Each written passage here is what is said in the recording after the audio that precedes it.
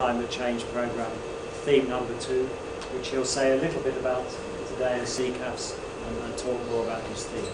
So without more ado, Jim, over to you. Thank you, Peter. It is good to be back here. It's been, I was trying to remember exactly when the last time was. I think it's 2004. I know I was here in 2007. I was here for the 35th anniversary. I think I was here once after that, but I'm trying to remember the dates. There's several familiar faces here.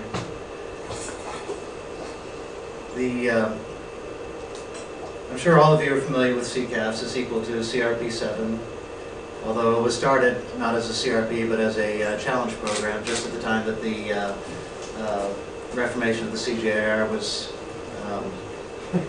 underway. So actually our launch conference, our birthday celebration of the CCAFS challenge program was also our funeral, because the proposal for a CRP was due the weekend after the launch conference in Nairobi. I don't know if any of you were there at that. There was a lot of uncertainty. One of my colleagues, Philip Thorne, said that he was absolutely certain that will be the shortest job that he's ever had in his life. And he still has a job, as all of us do. Things have gone, it's been a little bit challenging. There have been some bumps in the road, but things have gone better than any of us imagined that they could have at that point. I imagine almost everyone in the CGIAR is feeling the stress. I'm one of the few people who's involved in the leadership of a CRP who's not a CGIAR person.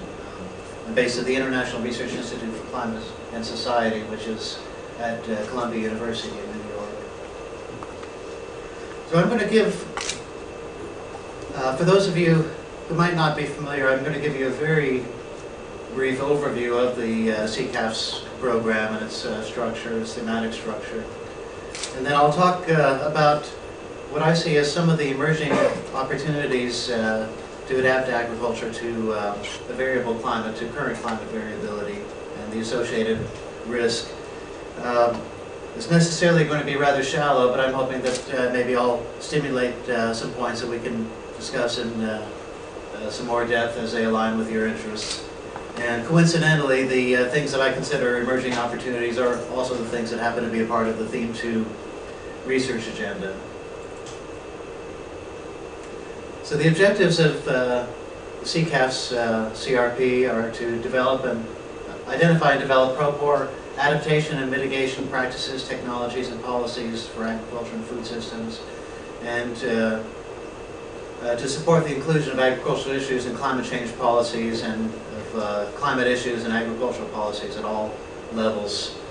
So the second one really has to do with building bridges between agriculture and the climate change agenda. The CCAFS program is organized around 4 themes. There were 6 themes in the challenge program. 3 of them were folded together into what's now Theme 4, Integration for Decision Making, which addresses some of the methodological and communication and policy issues that are necessary to deal with adaptation and mitigation, the first 3 themes. And as you see, there are 2 adaptation themes, one dealing with time horizon of 2 to 3 decades, progressive climate change, and the other that's dealing with current risk, dealing with what's happening in the current growing season in terms of the time scale of climate variations and the time scale of decision making. All of these looking at future agricultural and food systems that are going to be adapted to change in climate in the context of many other drivers of change. With the goal that environmental health, rural livelihoods, and food security can all be improved despite all these drastic drivers of change, but also recognizing that we want synergies, we'll probably encounter trade-offs, and in order to make good decisions, priority decisions and investments, we need to understand the synergies and trade-offs in those goals with respect to adaptation and mitigation interventions.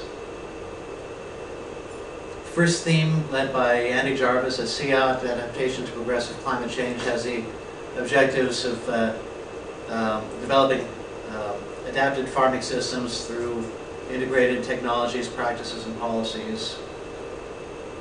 Objective 2 focuses on breeding strategies to address abiotic and biotic stresses induced by future climates.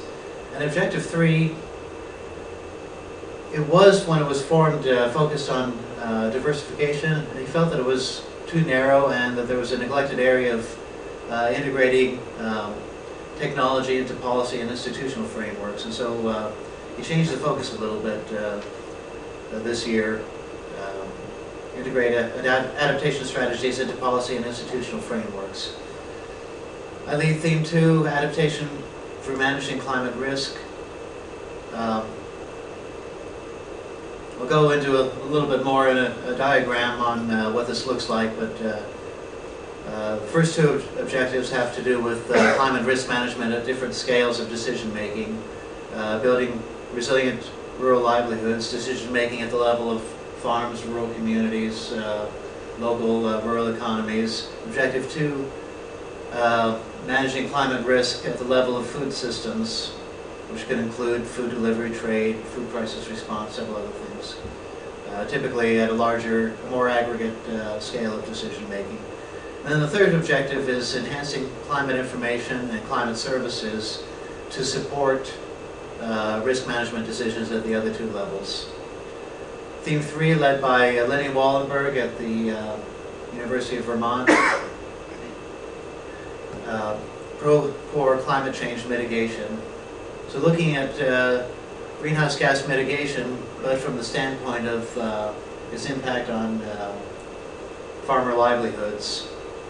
So its objectives are identify low carbon agricultural development pathways, identify and evaluate them, develop incentives and institutional arrangements to foster these low carbon agricultural development pathways. And then the third objective, develop on-farm technological options for mitigation and research the landscape implications of those on-farm technological options. Theme 4 integrates 3 themes, and so there are actually 3 leaders for the sub-themes. Patty Christensen at ICRAF leads the first objective on linking knowledge with action. Philip Thornton deals with data and tools for analysis and planning, and Jerry Nelson at IFPRI is working on refining frameworks, including analytical frameworks to support policy analysis. We work primarily, well, a legacy of being a challenge program. We recognize that we could not work everywhere as a challenge program. We had to focus our energies a little bit. And through kind of a painful process that had an objective component but also had a lot of controversy, we picked East and West Africa and the Indo-Gangetic Plains. Those regions were carried over into the CRP, but we also recognized that we needed to expand into the mandate regions of additional centers, but we still couldn't work everywhere all at once.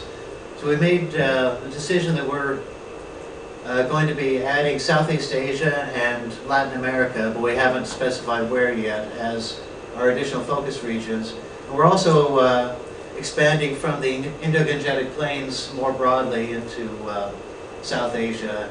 And again, we haven't exactly defined what that means in terms of geography.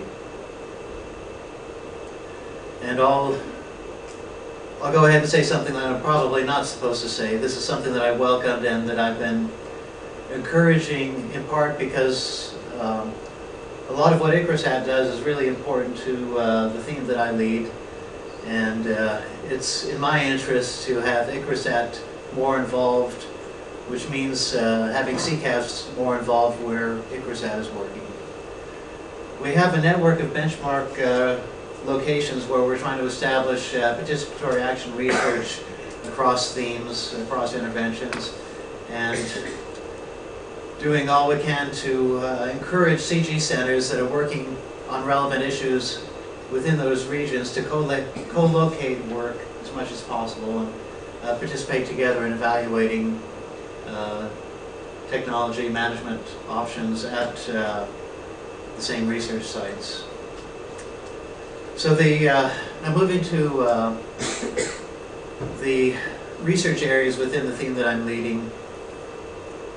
I don't think I need to make much of a case for this with this audience that climate-related risk is an impediment to agricultural development and is a necessary part of adapting to future climate change.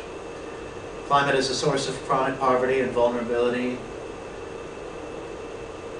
for a couple of reasons. One is that climate shocks periodically reverse development, cause farmers to have to divest productive assets, which will set them back, potentially lock them into poverty traps, and require costly humanitarian interventions if the outcome falls below some crisis level. And this is important for reasons that I hope I can communicate. If you think of some probability distribution of a climate-sensitive outcome, such as production, food consumption, income, farmer income, there's some threshold level at which the extreme is bad enough that it kicks in a number of safety nets and humanitarian relief and assistance programs that more often than not are pretty independent of agricultural development. Even at the level of the UN, you have the World Food Program and OSHA, which is independent of UNDP and FAO. And in many, fortunately not all, but in many governments, food crisis management is handled independently of ministries of agriculture.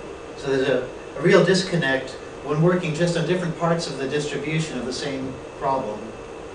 There's also a level of significant hardship where a community will suffer but can recover on their own without outside intervention. This is the visible side of climate risk, but there's also an opportunity cost to climate risk. It's somewhat hidden, but maybe as serious or more serious. And this happens because of, well, for one thing, there's a moving target effect. I mean, this is because farmers have to manage based on some expected conditions, but management that's optimal for average conditions is going to be far from optimal in almost every individual year. So there's a tremendous loss of efficiency in management or use of inputs. But not only this, there's an additional inefficiency because farmers can't afford to manage for average conditions because of the hardship in this area. They have to manage for something that's worse than average, that shows up as risk aversion. So farmers will typically tailor their management, their uptake of improved technology, use of inputs for fairly adverse climatic conditions. And so climate risk is an obstacle to uptake of technology that can improve livelihoods on average, but may increase the hardship in a climatically poor year. Not only affects farmers, but it affects market institutions, it affects food delivery, it can affect governments, and the relief trap comes in where there's a cycle and even in some places a culture of long-term dependence on humanitarian assistance and safety net programs where adverse climatic extremes are so frequent that humanitarian assistance of some form has just become a part of the farming system. And this institutional side of poverty traps tends to reinforce the farm-level poverty traps. And at least in terms of hydrology, in terms of the rainfall cycle, climate change is expected to increase climate variability. In general, not everywhere, not for all climatic variables, but we can expect that as the problem isn't going to decrease, it may increase. So what I saw when I was writing the challenge program, the relevant chapter in the challenge program proposal a few years ago, well, my task then was to identify promising climate risk management interventions that are not already mainstreamed within the CJAR. So breeding for stress tolerance, improved water management, field scale production technologies tended to not be the focus because they were already very much embedded within the CJR. And as we were looking at where particular activities would fall amongst CRPs, the assumption was that there are other CRPs that would continue to support some of these genetic and field scale agronomic and natural resource management technologies. So I was looking at things that are promising and underexploited either because they're very new or they've been constrained by gaps in knowledge, gaps in evidence, gaps in capacity, gaps in tools and methodology, gaps in data and information perhaps, gaps in infrastructure, gaps in coordination, where some new research might open up new doors. So the ones that the opportunities that I'll talk about are what I'll call design diversification. I'll explain that in a moment. Index-based insurance and other risk transfer instruments, adaptive response to advanced information, local traditional knowledge that may be scalable, may be transferable, and potentially several risk management options at the level of food systems that even in my own mind and in the themes agenda are still evolving, still not adequately defined. And then opportunities to support these other risk management interventions through improved climate information and its delivery and services surrounding climate information. Design diversification. I think all of us understand that diversification can reduce risk. If any of you have investments or retirement in some kind of a mutual fund, that diversifies among several different investments so that the portfolio risk is much less than the average risk of the individual investments. The same thing can happen with cultivars of a particular crop at the field scale. A farmer in Tamil Nadu on a very small plot of land explained to us that he was growing both bunch type and runner type varieties of peanuts. It looks like monoculture, but it's two different cultivars that are staggered in their phenology and their sensitivity to short-term drought stress as a risk management strategy. And it suggests that maybe we shouldn't just be looking at stress tolerance of individual cultivars, but of mixes of cultivars. And this is also obvious at the farm level, mixing different crops that differ in their sensitivity to stress or their phenology, or completely different growing seasons that may be weakly correlated with each other. Mixing crops and livestock or other enterprises. I have an example here, an analytical example, also from Tamil Nadu, showing this is based on simulation modeling, but this shows the probability distribution of farm income of a small farm. If you assume that that farmer is profit maximizing under the simplistic assumptions, he or she would grow 100% cotton under the given set of prices because on average that's more profitable than groundnut. With a moderate level of risk aversion, that same farmer would grow about 2/3 groundnut and 1/3 cotton, and that would reduce mean income a pretty small amount, but cut variability in half or more than in half, and that's because the cotton extends into the Rabi season. And there's a negative correlation of rainfall between the Kharif and Rabi season, and that means that yields are only weakly correlated between the two crops. And one of the points here is that diversification itself doesn't reduce risk. It matters what kind of diversification. The yields or income from the different enterprises have to be imperfectly correlated in order to get a risk benefit. So there's a need to be systematic about diversification.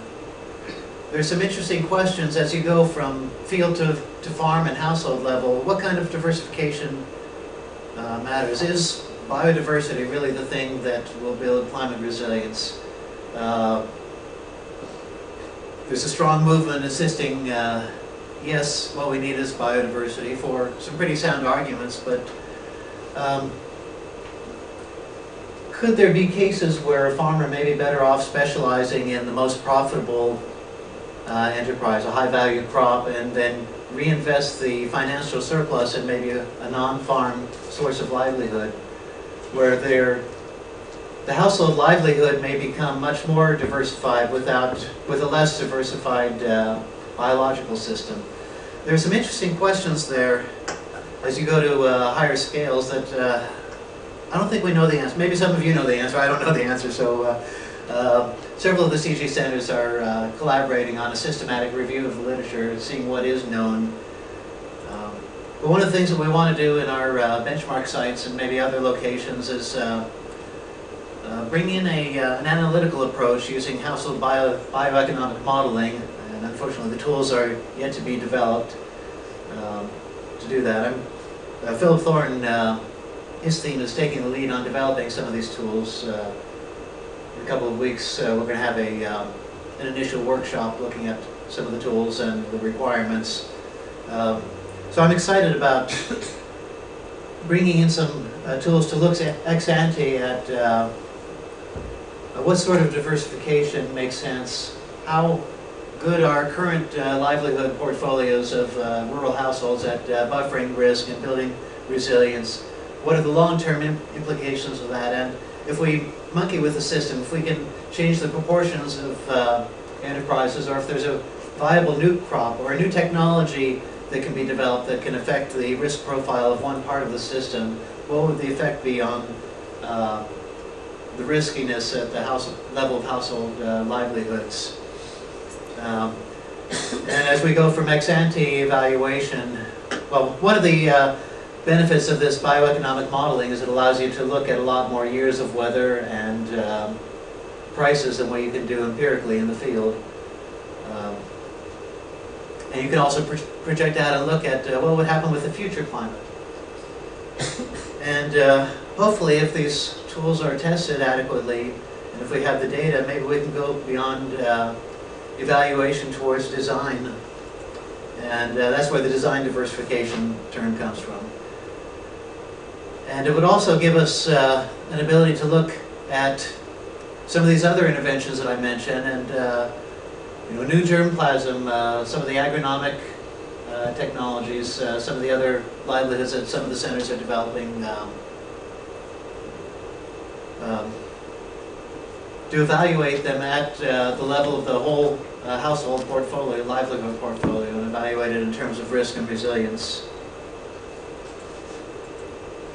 Index-based insurance, that's become the latest panacea that's going to cure all the risk management problems. I felt out of place at a couple of conferences around economists.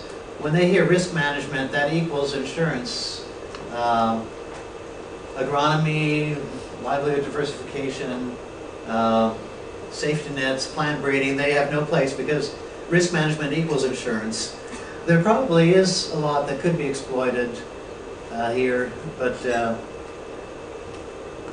I'm inclined to believe that it has a place as one part of a more comprehensive approach to managing risk. In the past, it seemed to be inviable, except in cases like in India, where there's pretty heavy government subsidy of insurance for smallholder farmers to be insured. And that's because it's just very costly. The contracts are small, but the cost is still large at verifying the loss. The farmer has an incentive to buy insurance only if they recognize that they have more risk than the average farmer. Those who think that they have less risk would be less likely to buy. That's known as adverse selection. And then the farmer also has the incentive to over-report losses, while the insurance company has the incentive to under-report losses. That's known as moral hazard. Basing insurance on an index that's correlated with losses instead of the losses themselves offers some exciting opportunities to reduce those problems and therefore greatly reduce the transaction costs of insuring smallholder farmers. There's a dark side. It introduces basis risk. The fact that you're not insuring the actual loss means that farmers who are paying premiums will not get paid sometimes when they incur real losses, and farmers that don't need the payout will get the payout. And I don't think we know how serious that is in terms of the economics or in terms of the incentives to buy. As I mentioned, there's a lot of excitement, but I'm also finding in some circles strong pessimism, and both of those seem to be more of a religious faith than anything based on evidence. It's the latest buzzword, the latest silver bullet in development circles. And so the excitement or the pessimism is outpacing the evidence and the knowledge base. So there's an opportunity for research to bring in some of the evidence about where it works, what sort of insurance intervention, in what context will work, and what needs to be in place for it to work. I think in part because of people that I interact with, particularly an economist at my institute who's taking the lead on this, that there are particular niches where it will work for smallholder farmers. And there may also be cases where it wouldn't be the farmer who ought to be insured, but it may be the lender, it may be development projects, it may be a country's disaster relief program to provide pre-financing for safety nets for food insecurity, food crises. So a lot of exciting questions that I think are wide open to research, but still have yet to be well defined. We held a workshop, there's a picture of it, at IFPRI several months ago, bringing major research groups globally who are working on this together to do brainstorming about what are the questions. And I don't know if we got them right, but we do have some ideas to start looking at. IFPRI just released a report summarizing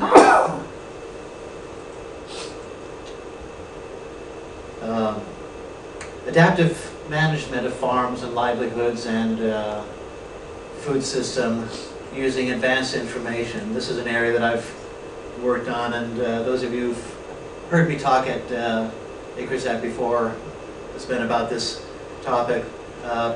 Particularly seasonal climate forecasts, which make it possible to anticipate outcomes for the upcoming growing season, early in the growing season, or even before the start of the season, when a number of strategic decisions have to be made.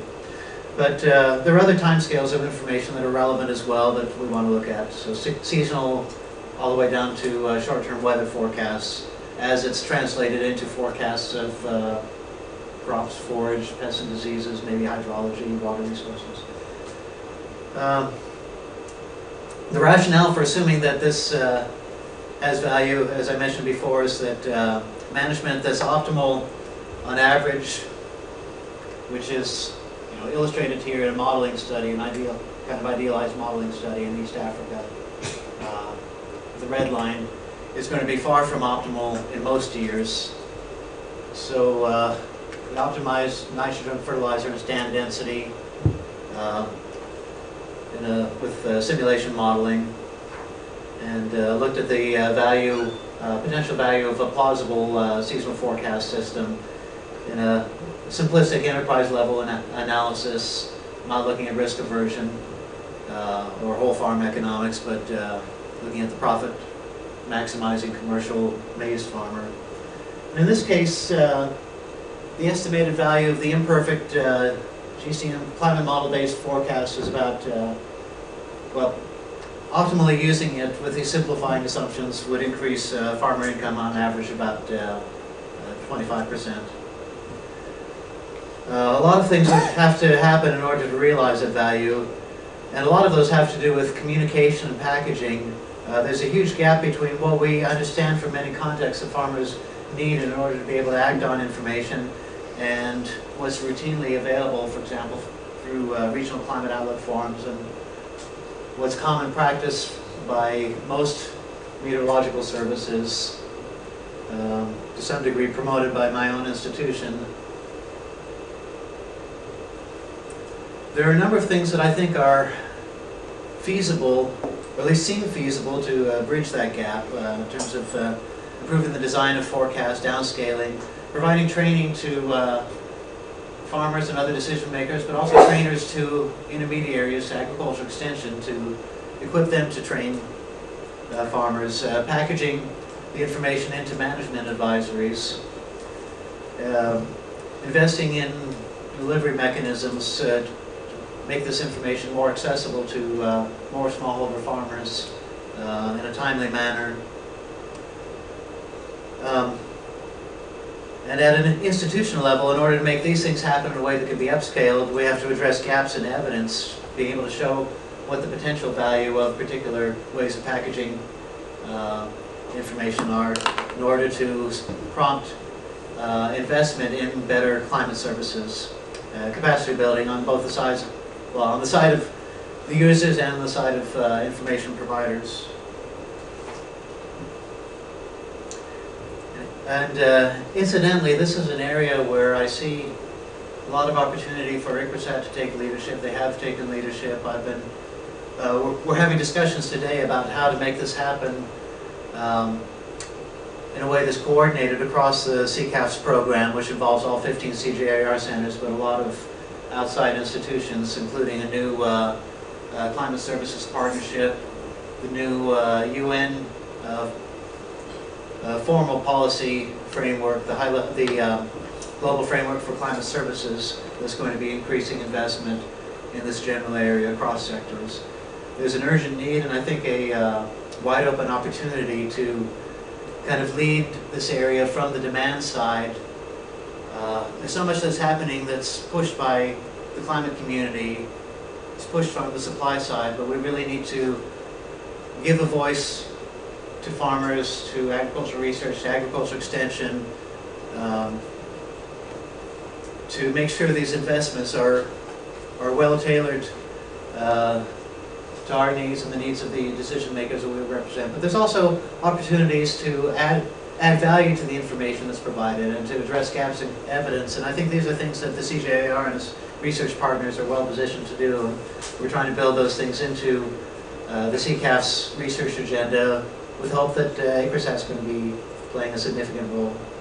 Building on traditional knowledge. This is one of those things that everyone knows you have to do, but I have no idea what it's going to look like. The traditional knowledge is going to be pretty context specific, although there's a huge amount of information out there, I think, that needs to be synthesized.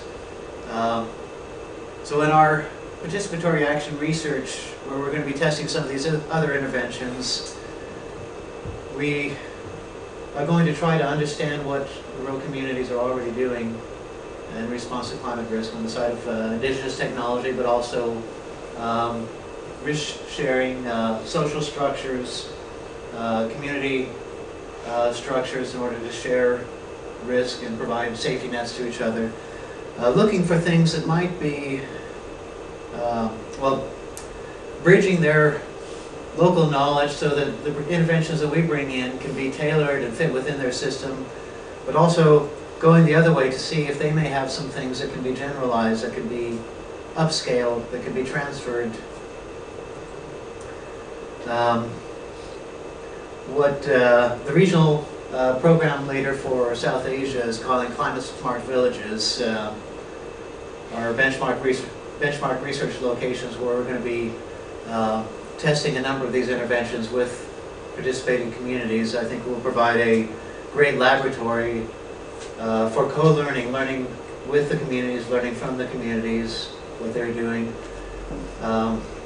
Balancing the need to tailor all of these solutions to the needs on the ground, learning how to make them more effective in these specific contexts to show development impact, but also from the lessons learned doing that in many different contexts. I forget what the count is, but on the order of 15 to 20 sites in 2 continents, 3 regions right now. Maybe developing some global public goods where we have more to offer in terms of the packages around these interventions based on robust evidence and guidance for how to tailor them, how to target them in a range of contexts. Food system level interventions, as I mentioned, I'm still struggling to clarify where the CCAFS should position itself. Except for a little bit of work that IFPRI does. For the most part, this involves different partners from the CCAFS, and as I mentioned, in many governments and even at the level of UN, it deals with the same issues of managing climate-related risk for agriculture and food security. It involves responses to climate fluctuations in food production, but typically involves a whole different set of institutional actors and policy decisions. So at a minimum, I think there's a need and an opportunity to improve coordination, but since we're investing in better information, including information that can feed into food security information, early warning, it begs the question of whether there might be opportunities with better information to provide some information, guidance, policy analysis, evidence that would enable willing and innovative policymakers to take the risk to intervene earlier, to shift their current food security intervention calendars, manage trade better at a longer lead time, procurement, repositioning of food stocks,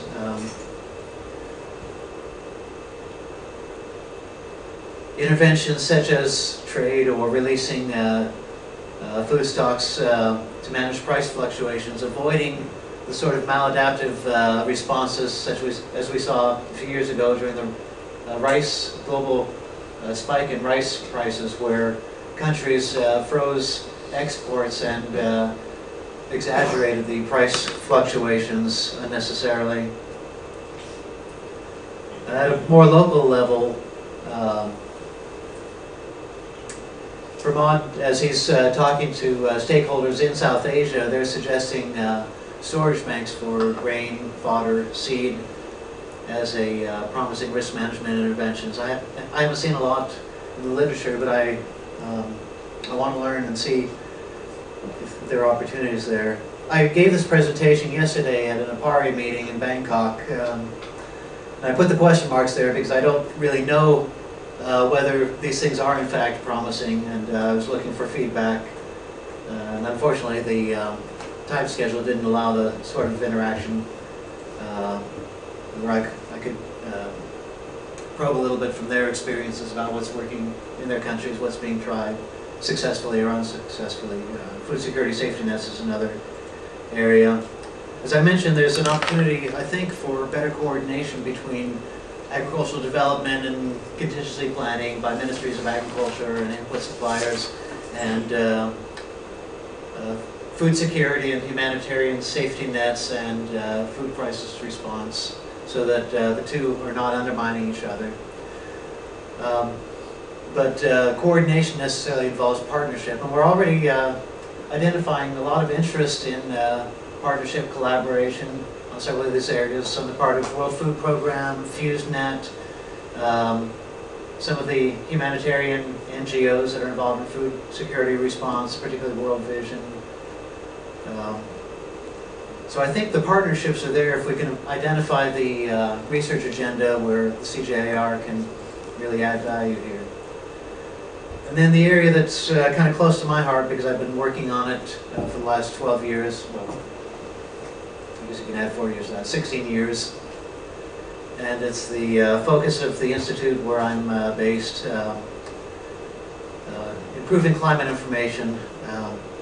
One of the low-hanging fruits there is addressing this constant problem of being able to get a hold of weather data. A lot of the things that we want to do, more and more of the things that we want to do for climate change adaptation at the longer time horizon or with respect to variability are they're information and data intensive. And if you can't get historic observations or real-time observations, you're stuck. You can't do those things unless you're in close proximity to a weather station that has good long-term records. And particularly in Africa, but in many developing countries, observations are not only sparse, but they're declining.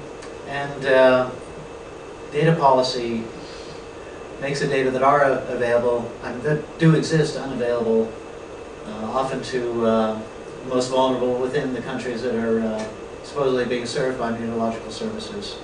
And there's a whole history of perverse incentives that are forcing meteorological services to treat their observations as a source of revenue instead of as a public good.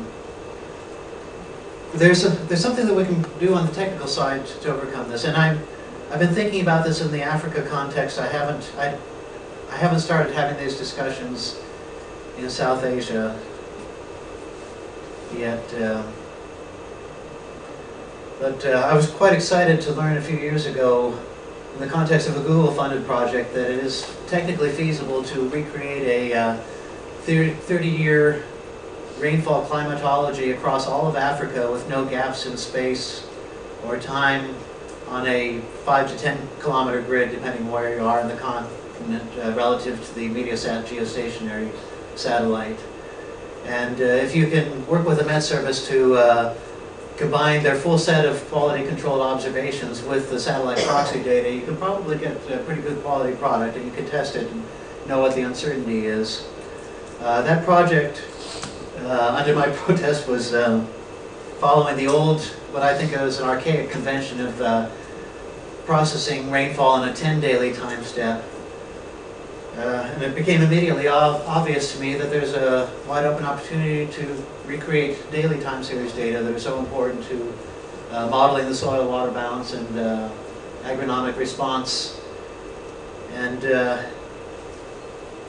so CCAFS is investing in this, proof of concept studies in Ethiopia and Thragomet in West Africa that look extremely promising and look like it's going to happen pretty quickly. Developing the methodology to do the data sets, if we can just get the countries to release data sets that blend their full set of observations with the proxy data. And I'm also now giving an award to Princeton to replicate this for other variables, so we can have a full set of meteorological variables that are important for agricultural modeling reconstructed without any gaps in space and time. And that opens up a lot of opportunities if we can just get countries to allow us and their own institutions and their own people to access even the derived data if they won't release the raw data that go into it. And one of the things that I think the CJR and its partners is in a position to contribute to is translating raw climate information into information that's more relevant to decision making. And the starting point will be improving crop yield, crop production forecasts, extending it to range conditions, pests and diseases, where it makes sense to do so. I think similar approaches can be applied to improving hydrological forecasts, where I think there's some low-hanging fruit that can make at least some marginal improvements in lead time, accuracy, spatial resolution, transparency in terms of quantifying what the uncertainty is in those forecasts. And this diagram illustrates why I consider this important. In the interest of time, I won't show how this can be derived, but think of this as some measure of the distribution, a probability distribution around a crop yield forecast, for example. Ignore what the spatial scale is for now. You could say is for example, a mean squared error prediction, or something, the standard goodness of fit statistic. Up until a seasonal forecast becomes available, this is kind of a baseline risk based on long-term climatology. When the seasonal forecast becomes available, then you have an incremental reduction of uncertainty even before planting. You start to reduce uncertainty, and there's a big jump for determinate crops around anthesis as more of the weather data is measured with some degree of certainty instead of sampled from the climatological distribution with significant uncertainty. So there's kind of a characteristic curve of how uncertainty changes through the growing season until time of harvest. Now, to be more complete, you'd have to add model error on top of that.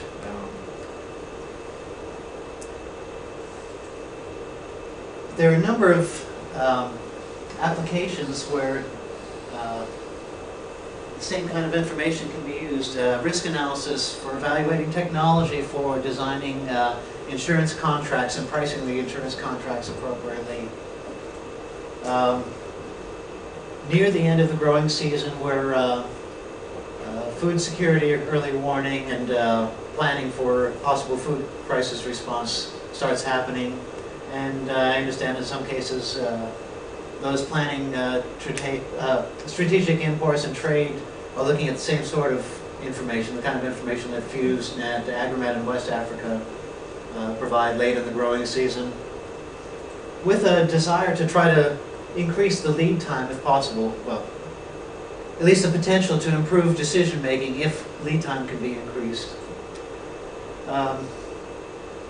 For input suppliers planning their inputs, and for farmers and their advisors to plan the purchase and use of production inputs before they're locked into them at the time of planting. So that short period before planting, there are a lot of decisions made that would benefit from any information that's available about likely distribution of yields. For insurance, they want to know what the baseline risk is. They don't want anyone to know about the seasonal forecast because that messes things up, but I think there's some opportunities to make that an asset instead of a problem. And then at the end of the season, the best estimate of what the actual losses might have been to determine whether there should be a payout. So all of these interventions and many others really need the same information. They need to know the best estimate of what the effective climate is on production outcome or other outcomes. They need it at different lead times or different spatial scales. So I feel that investing in this area can be a contribution to a range of risk management interventions and capitalize on a lot of talent that's in the CGAR.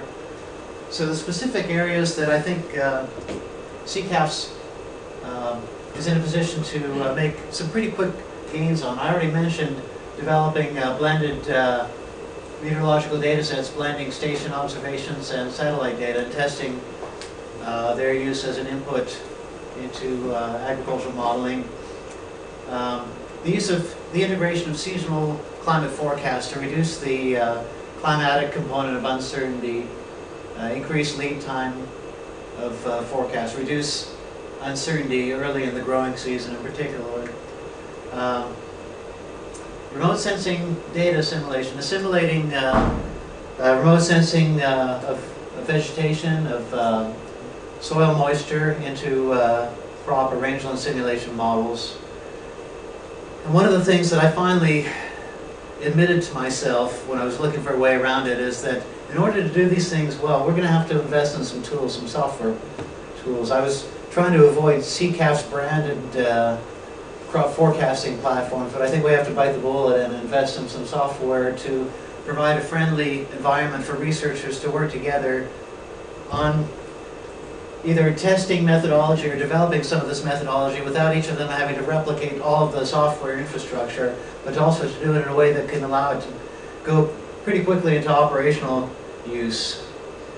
There's going to be a workshop in Sri Lanka next week on crop forecasting with researchers and potential users. And so this is one of the topics that we're going to be discussing in the South Asian context. And then there's also an institutional side of climate information that I'm quite interested in.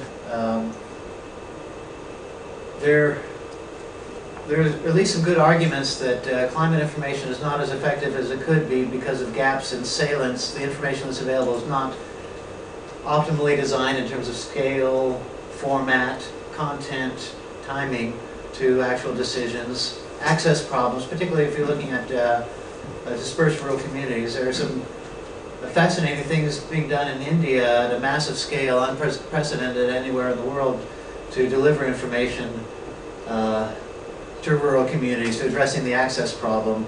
And I'm really anxious to find out whether they're doing it in a way that preserves salience, builds capacity to respond, addresses legitimacy, and all of these other things. I think there's some interesting things to learn here. Capacity to respond on the part of users. Part of it's training, part of it's putting other things into place so that they can respond effectively. Legitimacy has to do with the sense of whether the end users have sufficient ownership, voice in the climate services so that they feel that it's something that they trust, they know it's in their best interest, they're going to use it optimally because it's something that's theirs and not something that's thrust on them by an organization, a government agency that they may or may not trust. A practical way to deal with this in the short term is some case studies of good practice. We're working with USAID in West Africa evaluating Mali's 30-year-old meteorological advisory service program. It has a number of very attractive elements, and they open themselves up to independent scrutiny about what's working, what's not working on the ground.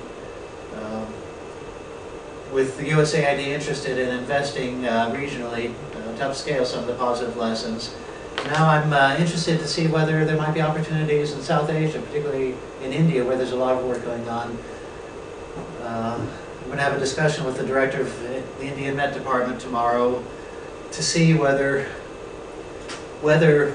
they will provide the same transparency for some of their nationwide programs for the same sort of scrutiny, but we won't be able to probably do it in the same depth as in Mali.